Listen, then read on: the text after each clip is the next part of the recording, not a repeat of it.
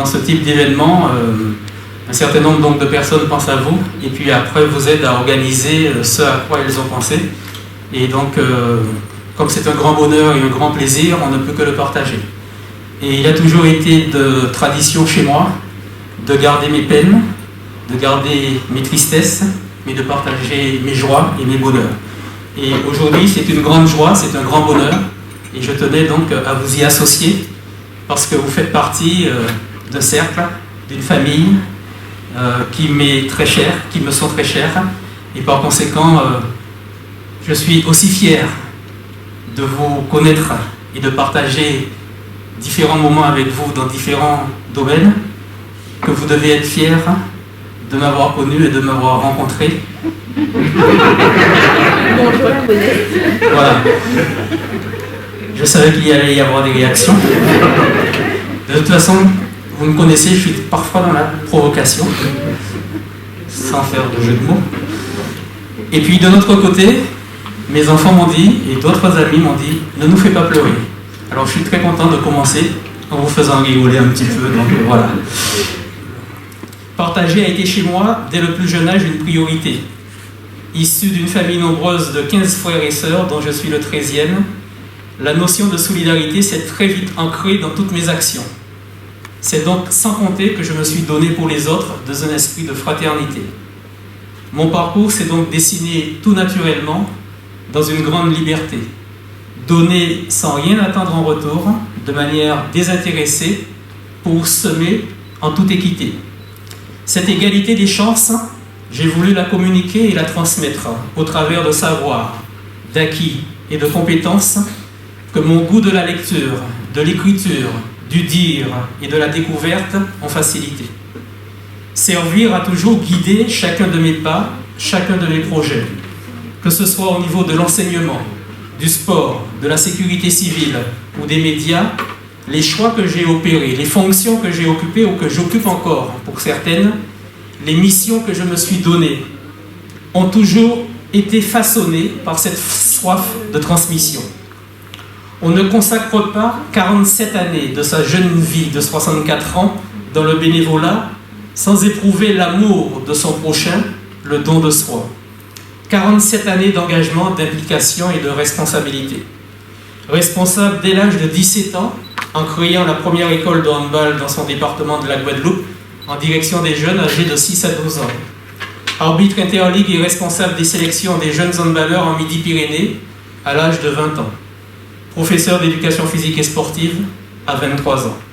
En charge de la direction de l'équipe première de handball du club le plus réputé de la Guadeloupe de l'époque, le Cygne Noir, et de la sélection de la Guadeloupe de handball chez les masculins à 25 ans. Le lycée de Blanchette est aussi promu grâce à cette manifestation, puisque nous accueillons depuis très, très longtemps. C'est un lycée qui a plus de 70 ans et qui a la vocation de permettre aux jeunes, pas que de la région sud-Basse-Terre, mais de toute la Guadeloupe, de trouver une voie de s'insérer. Et nous promouvons, et ce mot revient assez souvent,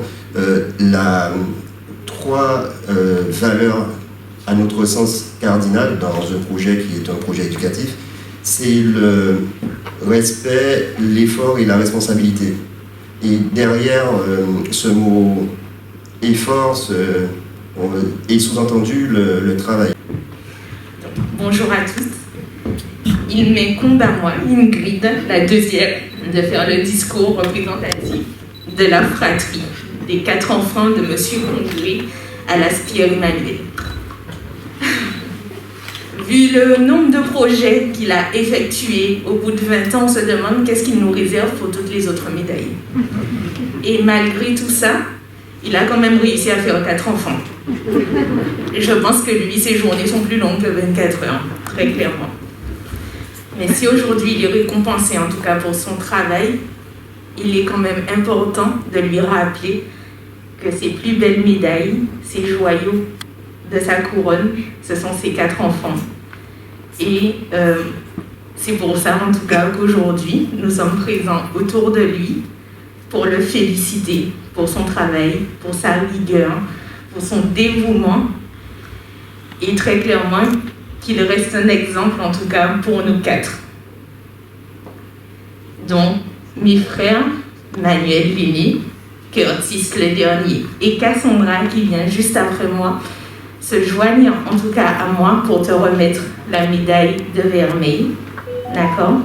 Et pour que tu puisses ne jamais oublier que tes enfants sont fiers de toi.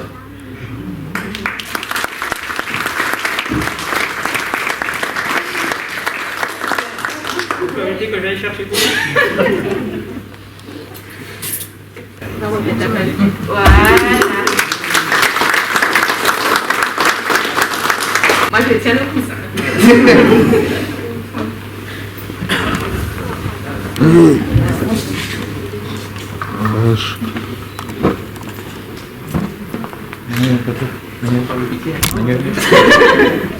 Tournez-vous, Manuel. Voilà.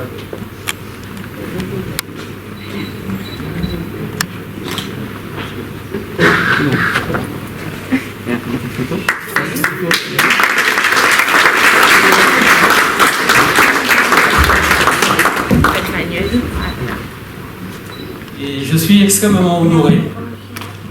Alors déjà, de mémoire, probablement de préfet, ni M. Alexandre Rochat, ni Mme Marcel Pierrot, je ne pense pas qu'ils aient eu l'occasion. Moi, je l'ai de mon histoire, jamais vécu. Et c'est pour cela que, quand M. le directeur m'a fait savoir que j'allais recevoir l'argent, le vermeil, l'or et le grand or, je lui ai dit laquelle des 4 médailles m'était attribuée. Je n'aurais jamais pensé que les 4 allaient m'être attribués d'un seul coup, sincèrement.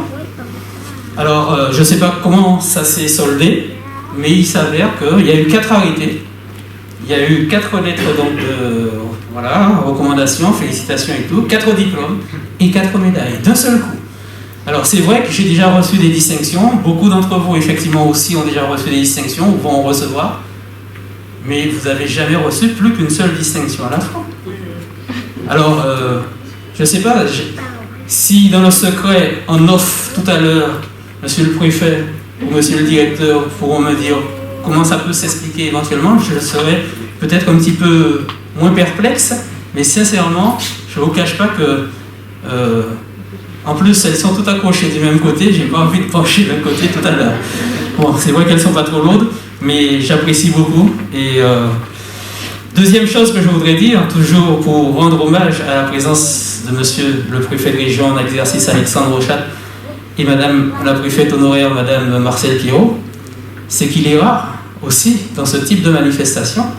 Et là, sincèrement, j'apprécie l'estime qu'ils ont vis-à-vis de moi, que 2 préfets, en même temps, remettent à la même personne, le même jour, une décoration. Madame la préfète aurait pu me dire, mais monsieur le préfet remet, non, ça va. Non. Monsieur le préfet aurait pu me dire, mais excusez-moi, c'est moi le préfet, mais non, les 2 sont là. Sincèrement, vous me faites un plaisir immense. Et je vous tenais à vous le dire publiquement, parce qu'on sait la tâche effectivement des représentants de l'État en Guadeloupe, et Dieu seul sait si ces jours-ci elle n'est pas facile, elle ne l'a jamais été, et elle ne le sera certainement jamais, mais c'est un choix. Mais je tenais quand même à saluer leur présence, et sincèrement je me permets de dire l'amitié qu'ils me font d'être là aujourd'hui ensemble pour m'honorer en votre présence, et ça rejaillit sur l'ensemble du pays Guadeloupe. Merci monsieur Alexandre Rochat, merci madame Marcel Pierrot, merci beaucoup. Oui, c'est de l'or, ça pèse. Ben oui, c'est là. Ah ouais, alors, effectivement, au nom de l'État, parce que je me représente ici, c'est pas Marcel qui pourra dire le contraire, mais aussi en mon nom propre. Voilà, c'est juste pour vous le dire. Madame la préfète, chère Marcel, Madame la procureure générale, Monsieur le directeur de l'établissement privé dans lequel nous sommes, et je vous remercie infiniment de nous avoir accueillis, Prosper Congrès, évidemment, et de nous avoir accueillis ici. Moi, c'est la première fois que je viens dans cet établissement, et je suis vraiment très content d'y être. Je le vois, des conditions très favorables à l'enseignement, et je suis très très content de pouvoir le découvrir. Mesdames et messieurs, je salue particulièrement la famille de Prosper, évidemment, qui est là, et que vous avez tous pu voir jusqu'à présent. Le problème, quand on doit prononcer un discours au sujet de M. Prosper Congrès, c'est qu'on ne sait jamais par où commencer. Cela débute par son propre nom. par exemple, mais je crois que Marcel a fait la même expérience que moi. Quand j'ai fait sa connaissance, c'était au bout d'un micro. Enfin, moi j'étais au bout du micro, lui aussi. Enfin voilà, on se retrouvait chacun au bout d'un micro d'une radio de la Caraïbe. Je ne citerai pas la radio parce que je ne veux pas faire de publicité. Et il s'appelait, et il s'appelle encore, Pierre-Emmanuel. J'ai vite fait le rapprochement, évidemment, mais je crois qu'on peut dire que les artistes, et je crois que c'en est un, ont souvent un nom de scène et vous ne faites pas exception. J'espère qu'on aura l'occasion de continuer, même après votre retraite de l'éducation, de pouvoir continuer nos échanges à travers un micro, quelque part autour de la salle Schœlcher. D'ailleurs, je donne rendez-vous mercredi prochain parce que pour tous ceux qui avaient vu qu'on avait arrêté le cycle, on va être obligé de le reprendre. Voilà. Le deuxième problème, c'est qu'on ne sait pas non plus par quel engagement commencer. Il y a bien entendu l'engagement professionnel de très longue date, et c'est pour ça que nous sommes ici, dans ce lieu même, et aussi pour ces médailles, évidemment. J'ai cru lire, avant de venir, et entendre plusieurs fois, 39 rentrées scolaires effectuées. C'est pas rien, quand même, pour enseigner l'éducation physique et sportive. Pas grand-chose à ajouter à une telle constance. Cet engagement au sein de l'éducation nationale ira ici, comme pour les autres engagements sur lesquels nous reviendrons, toujours au-delà du service minimum, très largement au-delà du service minimum, évidemment, avec des projets, mais vous l'avez dit, de transformation de salles de cours, de salles de professeurs, des transformations d'anciens réfectoires en salles de sport. On pourrait aussi citer l'organisation de tournois, des jeux scolaires et universitaires de Blanchette.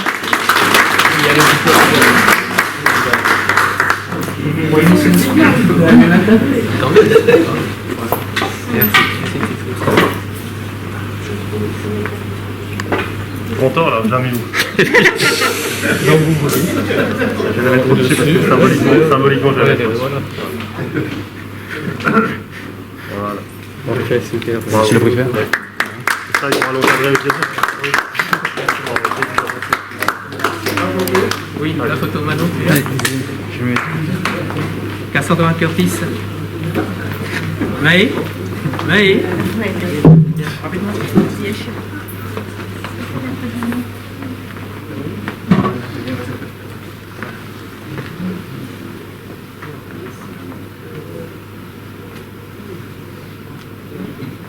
Merci. Je vois que je m'en voudrais de ne pas vous en faire profiter. Juste avant de clôturer par ce petit mot qu'il y a 48 heures à 1h30 du matin, je me suis réveillé en sursaut et que j'ai griffonné pendant 3h30 pour terminer à 5h du matin sa rédaction. Je voudrais juste, par rapport à ce que monsieur le préfet a dit tout à l'heure, il y a juste une petite précision sur... voilà, ça m'échappe. Mais ça va peut-être me revenir. Ça va peut-être me revenir, c'est l'émotion. Mais ça va me revenir, souvent. Je voudrais juste lire deux petits messages. Papa, je voudrais passer plus de temps avec toi, te voir plus souvent, te connaître mieux, je tiens à toi. Je voudrais pouvoir t'aider, je voudrais m'amuser avec toi et discuter avec toi plus souvent. Papa, je t'aime. Je ne sais pas s'il se souvient, il est là. Qui parmi vous peut me dire qui m'a écrit ces petits mots? Ça lui ressemble. Curtis. Curtis. Vous savez, je garde tout ce que mes enfants m'offrent, pour la fête des pères notamment, et j'ai tenu à sortir ces deux petits messages. Le deuxième, alors il y en a 3, je garde le meilleur pour la fin. Le deuxième, papa chéri, tu es mon père, je t'aime beaucoup, tu fais toujours tout pour me prouver ton amour. Tu m'achètes des vêtements et d'autres choses pour me faire plaisir. Tu n'as pas besoin de faire tout ça, car je sais que tu m'aimes. Chaque matin, à chaque heure, tu me demandes un cahier, car tu aimes bien vérifier mon travail. Tu me fais aussi des câlins. Parfois, ils sont un petit peu forts. Et puis, c'est pas toujours le moment. Mais je t'aime, parce que je sais que tu m'aimes, et je suis fier d'être ton fils. Voilà, deuxième petit message. Et le dernier, un jour, toujours Curtis. Voilà. Et si vous voyez l'écriture, il était très jeune. Hein. J'espère qu'il s'est amélioré en écriture. Il est en terminale, donc il s'est bien amélioré. Il n'a pas redoublé une seule classe, il est brillant, comme tous mes enfants. Et j'espère que le petit le sera autant. Alors, Prosper. Prosper, c'est P-R-O-S-P-E-R. Alors, P comme prévoyant, R comme rieur. Ça m'arrive de temps en temps, mais c'est vrai que je reconnais que je ris pas et je rigole pas assez souvent. O comme organisateur, S comme super, P de nouveau comme persévérant, E comme étonnant, et le dernier R comme respectueux. Voilà des dénominations de Prosper selon mon fils il y a de cela quelques années. Alors je ne sais pas si c'est toujours d'actualité, mais il y a peut-être un petit peu de vrai dans tout cela. Merci Kiko. Mon petit-neveu, disparu tragiquement dans un incendie de la rue Peigné à Basse-Terre. En même temps que 6 autres de ses camarades et de leur mamie. Emmanuel, mon père, que je n'ai même pas pu accompagner à sa dernière demeure, faute de moyens financiers, étudiant à l'époque à Toulouse. Manda, ma grand-mère, Edmé, ma mère, mère de 8 enfants, qui se sont tant sacrifiés pour moi, ainsi que pour tous mes frères et sœurs. Et il y a 3 mois, aujourd'hui, Maurice, un de mes grands frères, brutalement parti, alors que la veille encore, comme depuis ces 10 dernières années au club, que je préside depuis 32 ans, le CNRBT, dont il était mon premier vice-président. Nous évoquions tant de projets à lancer pour notre Guadeloupe chérie. Certains parmi vous ont une culture amérindienne. Vous devez probablement connaître ce proverbe amérindien qui dit « Écoute le vent, il chante. Écoute le silence, il parle. Écoute ton cœur, il sait. » Je terminerai mes propos par cette phrase que j'ai fait mienne du poète écrivain sud-américain Gabriel Garcia Marquez. Se souvenir est facile pour ceux qui ont de la mémoire. Oublier est difficile pour ceux qui ont du cœur. Je n'oublierai pas votre présence à mes côtés ce samedi 18 décembre 2021. J'ai essayé de m'exprimer face à vous avec amour, celui d'un cœur qui bat pour vous et qui s'en souviendra toujours. Je vous remercie.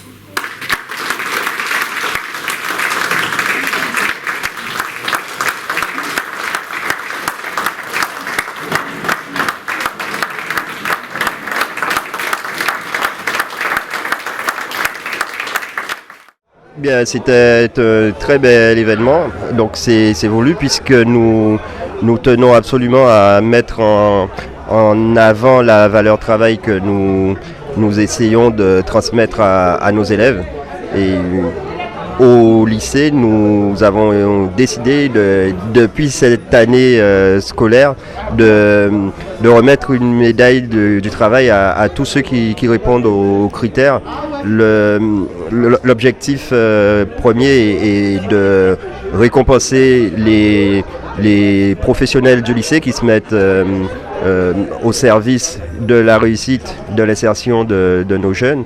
Et là, un autre objectif, c'est par un effet un effet miroir ou un effet, et aussi l'effet de l'exemplarité, essayer de susciter chez nos élèves cet amour de l'effort, ce goût de l'effort. voilà un peu la portée de cette remise de médaille de ce matin. Beaucoup d'émotions, beaucoup de plaisir, un grand bonheur, puisque j'ai essayé de réunir ma famille, mes enfants, mes proches, mes amis, et puis quelques personnalités, quelques personnes qui me sont familières, qui me tiennent à cœur. Et qui tenaient à être là parce que aujourd'hui, c'est 41 ans de ma vie professionnelle en tant que professeur d'EPS, professeur d'éducation physique et sportive, qui ont été donc reconnus et couronnés. La médaille d'argent s'attribue au bout de 20 ans, la médaille de vermeil 25, la médaille d'or 30 et la médaille grand or au bout de 40. J'en ai 41 et puis bon, voilà. Alors j'ai tenu à le faire ici symboliquement dans mon lycée où je suis resté 39 années à enseigner et j'ai passé de très très grands moments, j'ai eu de très très très grands projets et c'est surtout cela qui a un petit peu marqué ceux qui ont fait la demande pour moi et qui font qu'aujourd'hui tout ce petit monde était là et c'est une manière de mettre en évidence, de mettre en lumière aussi le travail qui est fait dans cet établissement scolaire par toutes les équipes pédagogiques, par tous les personnels d'enseignement ou de non-enseignement et donc c'est une grosse équipe, c'est un gros challenge, c'est un établissement qui a plus de 70 ans où il y a 500 gamins qui viennent de toute la Guadeloupe et même d'ailleurs puisqu'on a beaucoup de jeunes qui viennent de la République d'Haïti ici. Et on est sur des enseignements professionnels, on est sur des enseignements également donc généraux, mais aussi sur beaucoup au niveau du sport. Et moi, j'ai pris un réel plaisir à passer 39 années ici, à enseigner l'éducation physique et sportive. À environ 200 élèves chaque année, ça vous fait 40 années cumulées, près de 8000 élèves, donc ça fait beaucoup. J'ai travaillé avec 300 collègues de manière générale et puis une quinzaine de professeurs d'EPS sur un parcours très riche. Et donc j'espère que cette richesse rejaillira sur individuellement chacun de mes collègues, chacun des personnels ici, et de manière plus collégiale sur l'ensemble de l'établissement scolaire. Vive Blanchette, à bientôt.